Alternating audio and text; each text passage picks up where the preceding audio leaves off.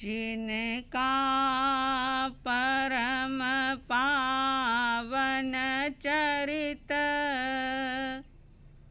जल निधि समान अपार है।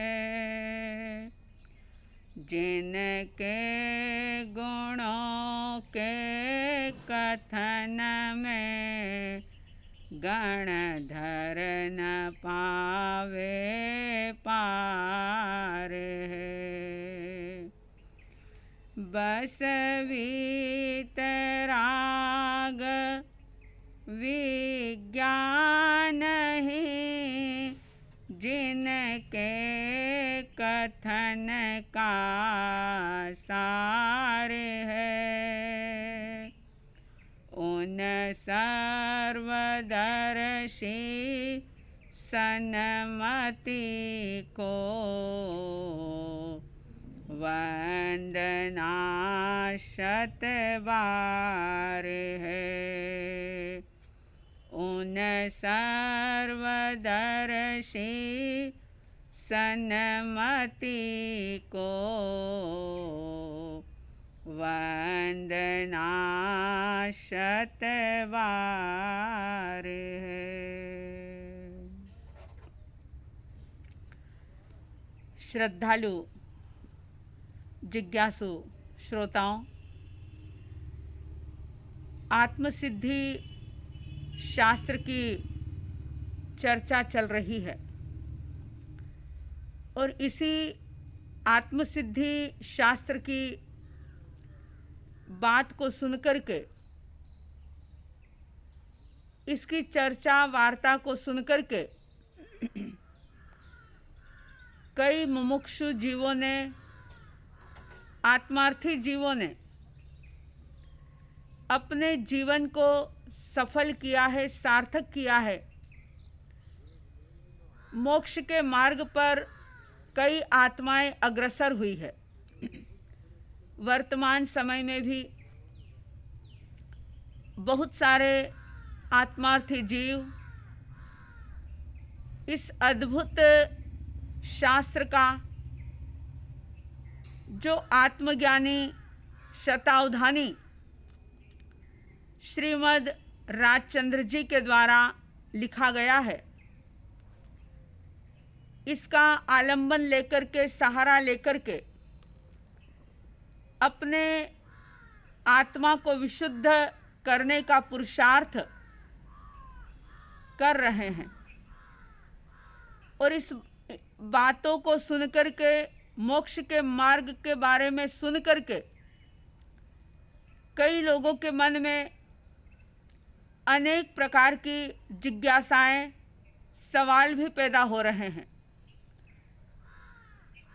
बहुत सारे सवाल हमारे सामने आए हैं, उन सब का क्रमशः जवाब भी दिया जाएगा।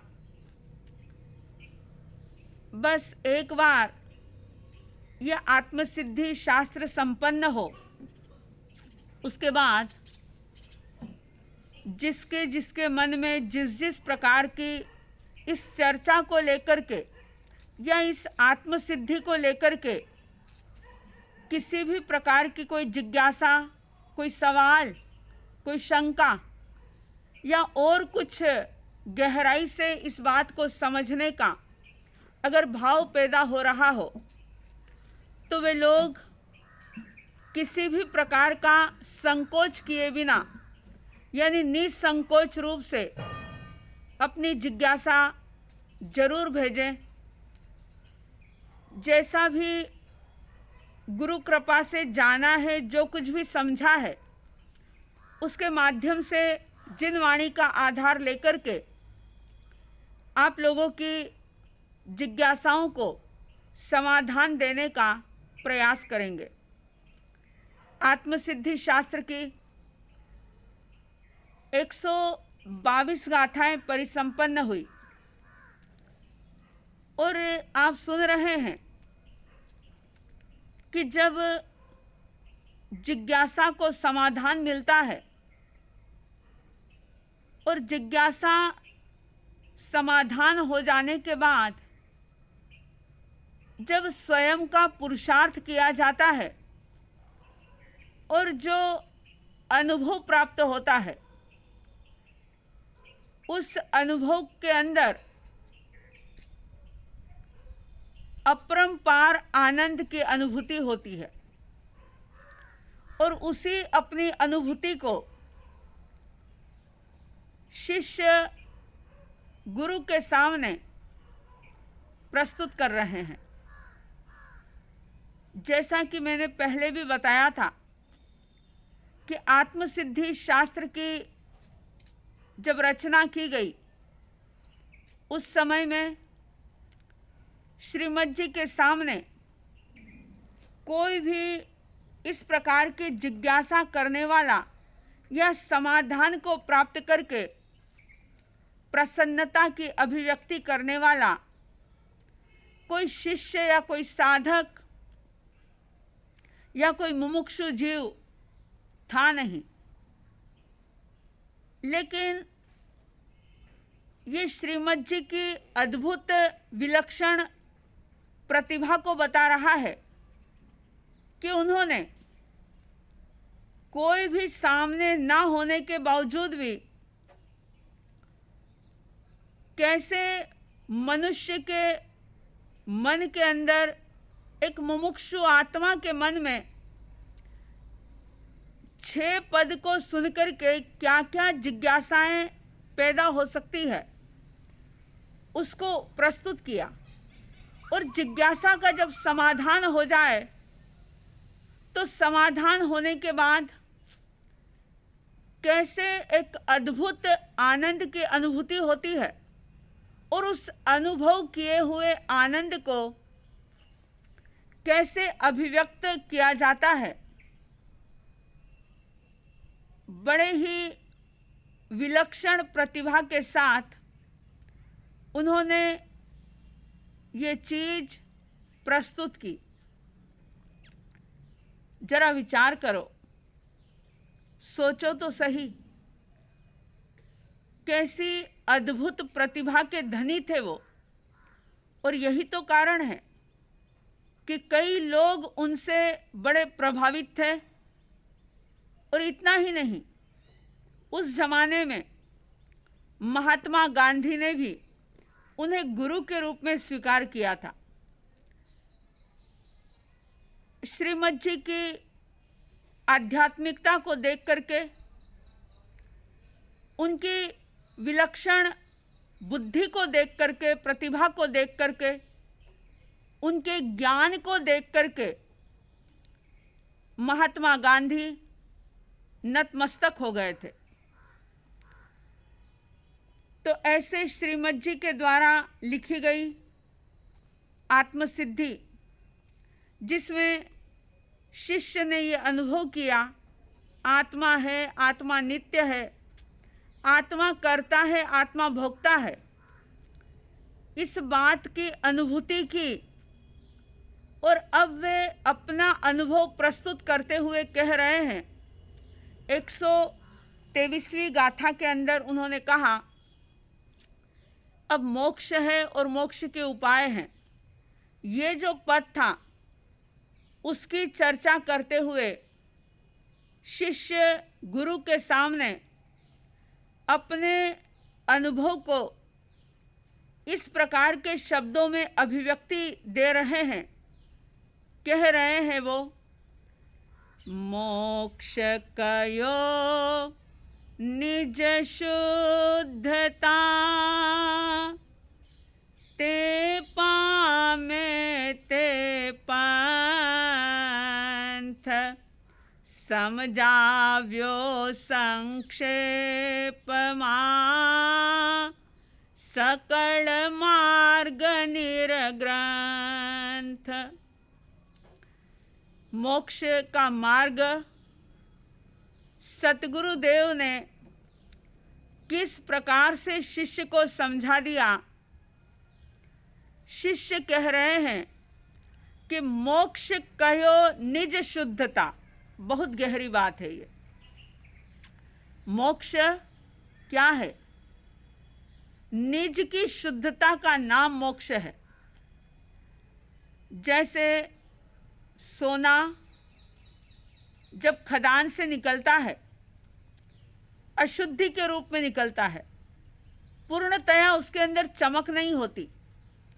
सोना अशुद्ध खदान में रहता है, अशुद्ध रूप में ही बाहर निकलता है, लेकिन विभिन्न प्रकार की प्रक्रिया के द्वारा उसको शुद्ध किया जाता है।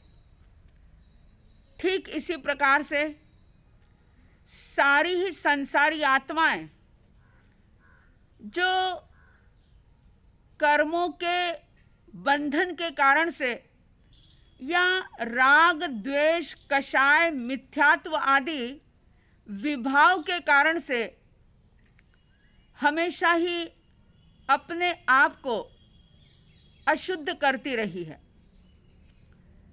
जैसे सोना शुद्ध हो सकता है, बस अंतर यह है कि सोने को कोई दूसरा व्यक्ति शुद्ध कर सकता है, सोना अपने आप शुद्ध नहीं होता। उसके शुद्धिकरण की प्रक्रिया दूसरा कोई व्यक्ति करता है तो वह शुद्ध होता है। ठीक इसी तरह से आत्मा के शुद्धिकरण की प्रक्रिया जो है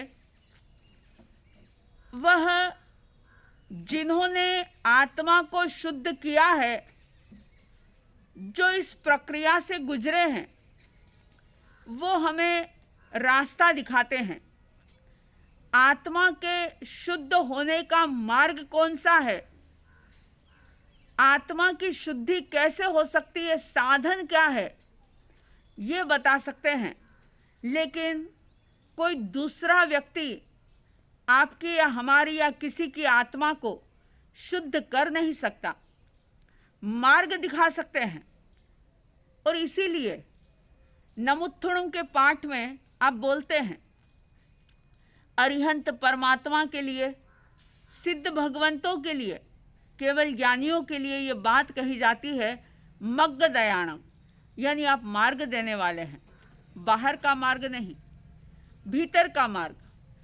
वो मार्ग जिस मार्ग से, जिस प्रोसेस के द्वारा आत्मा शुद्ध हो जाए, विशुद्ध हो जाए, सारी कर्मों की लेयर्स हट जाए और मोक्ष प्रकट हो जाए। मोक्ष कहीं बाहर नहीं है, मोक्ष हमारे भीतर है। और इसीलिए ये बात कही, मोक्ष कयो निज शुद्धता, निज, निज की शुद्धता, यही मोक्ष है। जो सिद्धालय है, जो सिद्धशिला के ऊपर अनंत अनंत सिद्ध आत्माएं विराजमान है, वो तो उनके रहने का एक स्थान है। लेकिन वहां पहुंचने मात्र से कोई पूर्णतया सुख को प्राप्त कर ले, ऐसा कोई जरूरी नहीं, क्योंकि उस सिद्धशिला पर अनंत जीव निगोद के रूप में भी हैं, लेकिन उनकी चेतना मूर्छित है। इसलिए बहुत गहरी बात कह दी कि मोक्ष कयो निज शुद्धता, निज की शुद्धि हो, आत्मशुद्धि हो, पर की शुद्धि नहीं, वस्त्र या शरीर की शुद्धि नहीं, घर या दुकान या ऑफिस की शुद्धि की बात नहीं कर रहे हैं। जिन शास्त्र आगम, जिन वाणी ये कह रही है कि मोक्ष क्या है, तो कहा निज शुद्धि का नाम मोक्ष है। और उसका पंथ क्या है, तो बता दिया कि ते पामे जे पंथ, इस शुद्धि तक जिस मार्ग से पहुंचा जाए वो उसका पंथ है। और कौन से मार्ग से शुद्धि होती है, तो ज्ञानी जनों ने कह दिया, सम्यक दर्शन ज्ञान चारित्राणी मोक्ष मार्ग। सम्यक दर्शन, सम्यक ज्ञान और सम्यक चारित्र, ये मोक्ष के मार्ग हैं। सम्यक दर्शन, सम्यक ज्ञान, सम्यक चारित्र, ये हमारे भीतर ही है, बस इनको प्रकट करना है। जो आत्मशुद्धि तक हमें पहुंचाए वही मोक्ष का मार्ग है। और मोक्ष क्या है? तो कहा निज की शुद्धता, निज की शुद्धि जो है वही मोक्ष है। और शिष्य कह रहे हैं समझाव्यो संक्षेप में, ये मोक्ष, मोक्ष का पंथ, मोक्ष के उपाय पूर्णतया समझा दिया, लेकिन संक्षेप में समझाया। समझना इस बात को, संक्षेप में समझाने का मतलब ये नहीं कि बात को अधूरे रूप में कहा हो। बात शॉर्ट में कही है, बिल्कुल संक्षेप में कही है, लेकिन फिर भी पूर्ण रूप से प्रस्तुत कर दी है। अगर किसी चीज का विस्तार करना हो तो बहुत आसान है, लेकिन विस्तार को संक्षेप करना मुश्किल है। कोई बुद्धिमान विरल प्रज्ञा का धनी जो होता है वही विस्तार को संक्षेप कर सकता है। ध्यान देना, कभी संक्षेप का विस्तार करना सरल है, लेकिन विस्तार का संक्षेप करना बहुत कठिन है। तो शिष्य ने कहा कि समझायो संक्षेप में सकल मार्ग निर्ग्रंथ, सारा का सारा निर्ग्रंथ पंथ जो है, मोक्ष का मार्ग जो है, वो संक्षेप में बता दिया। लेकिन संक्षेप में, शॉर्ट में बताने के बावजूद भी कोई पहलू बाकी नहीं रहा, कोई बात बाकी नहीं रही। क्या विलक्षण बात है ये! समझाया संक्षेप में, लेकिन कुछ भी बाकी नहीं रहा। इस चीज को आप ऐसे समझ सकते हैं कि जैसे कोई आपका या किसी व्यक्ति का पोर्ट्रेट बनाता है, छवि बनाता है। अब वो छवि जो है, पोर्ट्रेट जो है, वह पूरे लाइफ साइज भी हो सकता है, जितनी उस इंसान की हाइट है उस रूप में भी हो सकता है। और वही छवि एक छोटी सी रिंग में आ जाए, अंगूठी में आ जाए, वैसी भी हो सकती है। या उसी छवि को कोई लॉकेट के रूप में पहनना चाहे, पेंडल के रूप में पहनना चाहे, तो भी हो सकती है। अब छवि चाहे बड़ी हो चाहे छोटी हो, लेकिन उसमें उस व्यक्ति का संपूर्णतया दर्शन होता है। ऐसा नहीं होता कि वो पोर्ट्रेट छोटा बना है, लॉकेट साइज का बना है, तो उसमें उसकी आंखें नहीं होगी, या उसके कान नहीं होंगे, या उसकी नाक नहीं होगी। ऐसा नहीं होता। पूरा के पूरा आदम कद, जो मतलब मनुष्य का जो रूप रंग है, जिस मनुष्य की छवि बनाई है, सारी चीजें उसके अंदर दिखती है। चाहे वो बड़ा हो चाहे वो छोटा हो, छोटे रूप में कोई चीज बाकी बच जाए, ऐसा नहीं होता। ठीक इसी प्रकार से संक्षेप में बात कही, इसको हम यूं कह दें कि जैसे छाछ, दूध जो होता है, दूध को दही जमा करके, लस्सी बना करके, मथ करके उसको, उसका मक्खन जो है वो निकाल दिया, यानी पूरा सार प्रस्तुत कर दिया। तो शिष्य बड़े अहोभाव के साथ गुरु को अपनी अनुभूति की अभिव्यक्ति दे रहे हैं और कह रहे हैं, मोक्ष कयो निज शुद्धता। आप ये सोचेंगे कि ये तो उनको अनुभव हुआ है ना, इसको सुनकर के हमें क्या फायदा, हमें क्या लाभ? तो लाभ ये है कि जो आज तक विविध प्रकार की धारणाएं बनाई थी कि ये करने से मोक्ष होगा, वो करने से मोक्ष होगा, तो एक बात पक्की जीवन में धारण कर लें कि कुछ भी करने से मोक्ष नहीं होगा। मोक्ष होगा निज आत्मा की शुद्धि करने से। अब स्वयं देखें, जांचें, परखें, निरीक्षण करें, अवेयर रहें कि क्या करने से कर्मों की लेयर घट रही है और क्या करने से हमारे इस आत्म तत्व पर, आत्म द्रव्य पर लेयर चढ़ती चली जा रही है। ये स्वयं देखें, निरीक्षण करें और इस बात को पक्का कर लें कि मोक्ष तो निज की शुद्धि ही है। जैसे ही निज की शुद्धि होती है, पूर्णतया आत्मा शुद्ध होता है कि मोक्ष हो जाता है, प्राप्त हो जाता है, प्रकट हो जाता है। और ते पामे ते पंथ, जो जिस मार्ग से उसको पाया जाता है वही तो मोक्ष का पंथ है। बाकी कोई रास्ता थोड़ी ना है, कोई क्रियाकलाप थोड़ी ना है, क्योंकि इस शरीर से जो भी क्रियाएं करेंगे वो क्रिया भी तो जड़ होगी। वो जड़ क्रिया हमारी भीतर की सफाई में सहायक बन रही है या नहीं बन रही, ये हमें देखना है।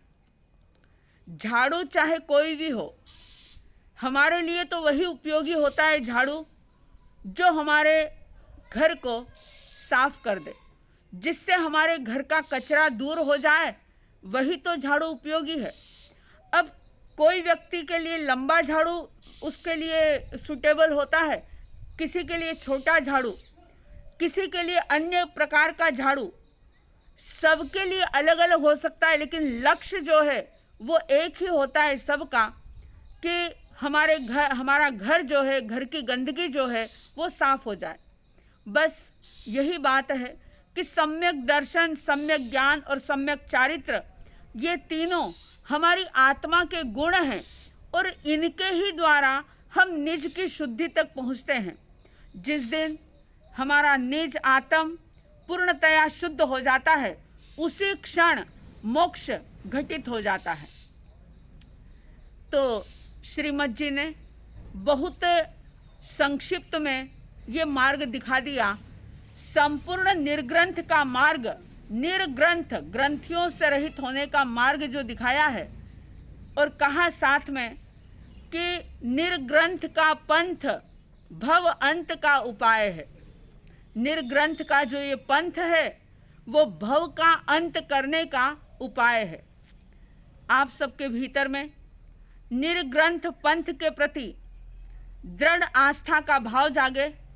निज शुद्धि का नाम ही मोक्ष है, ये दृढ़ श्रद्धा जागे और उस निज की शुद्धि के मार्ग पर सम्यक दर्शन, ज्ञान, चारित्र के माध्यम से आप पहुंच सको, ऐसा आपका पुरुषार्थ जागे। मंगल भावनाओं के साथ जय प्रभु महावीर, जय गुरु आनंद।